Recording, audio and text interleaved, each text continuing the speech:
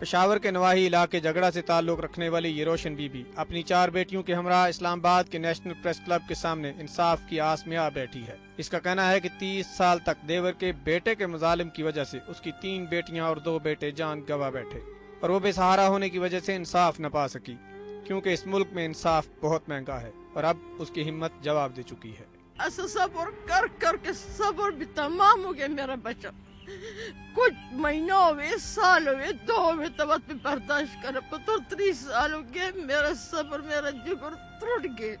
روشن be be کے شوہر کو نشے کا عادی بنا دیا گیا، اس کی 3 بیٹیاں بھوک پیاس اور تشدد برداشت نہ کر سکیں اور اس جہان فانی سے کوچ کر گئیں۔ ایک بیٹے نے حالات سے تنگ آ کر خودکشی کر لی اور دوسرے کو دشمن کے سامنے ڈٹ جانے پر مار دیا گیا۔ سب کوئی پیسہ آتا دی میری جوان پیدا نہیں ہوندی، 20 روپیہ تو میں مزدوری کر کے تو میں بچے پالے، انہیں میرا امید آتا پہاڑی پھیر دیتے پتر۔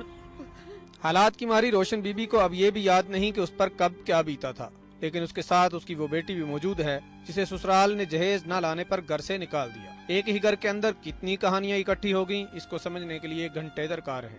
ذرا آپ بھی سنیے۔ ہمارے اوپر اتنی ظلم ہوئی ہے نا کہ کھانا پینا ہم پہ بند تھا، ماں مزدوری کرتی ہو اور بہنیں تڑپ کی 3 بہنیں ایک ماہ میں فوت ہو گئی ہیں۔ بھائی کو دمکاتے، عزت کی باتیں کرتے، غلط باتوں سے کرتے تو وہ برداشت نہ کر سکا، خودکشی کر لی۔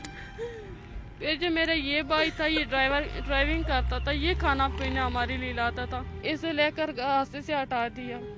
2 بھائیوں کا جنازہ جب ایک بھائی نے اٹھایا تو آخر اس کا ذہن جو ہے وہ خراب ہونے لگا اور ڈپریشن کا مریض ہو گیا۔ روشن بی بی، اس کی 4 جوان بیٹیاں اور 6 ماہ کا ایک نواسا، بے یار و مددگار، سخت سردی اور اسلام آباد کی یخ بستہ ہواؤں میں کھلے آسمان تلے راتیں گزارنے پر مجبور ہیں، اور اپنے اوپر ہونے والے ظلم کو یاد کرتے اور فریاد کرتے ہیں کہ کوئی تو ان کا مسیحا بنے اور انہیں انصاف فراہم کرے۔ جس کے جوان بھائی مر جائے، 2 بھائی جنازے گھر سے نکل جائیں، لیکن ان پہ سر پر چادر اٹھ جائے تو ان پر کیا بیتتی ہے۔ ہم بھی اسی طرح گلیوں میں گھسیٹے جائیں گے۔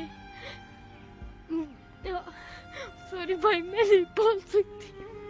کوئی جانتا ہے ہم سید ہیں، کوئی کہتا ہے ہم مسلمان ہیں اور ہم عزت دار گھرانے سے ہیں، یا کوئی کہتا ہے کہ یہ مسلمان ہے، ہمارا فرض ہے کہ ہم ان کو ان کا حق دیں۔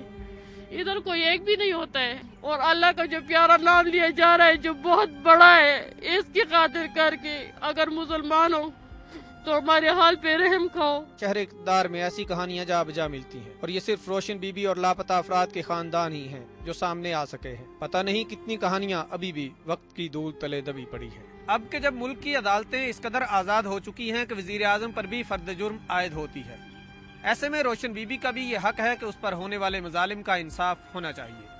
کیمرہ مین محمد توصیف کے ساتھ بشیر چودھری، CNBC پاکستان، اسلام آباد۔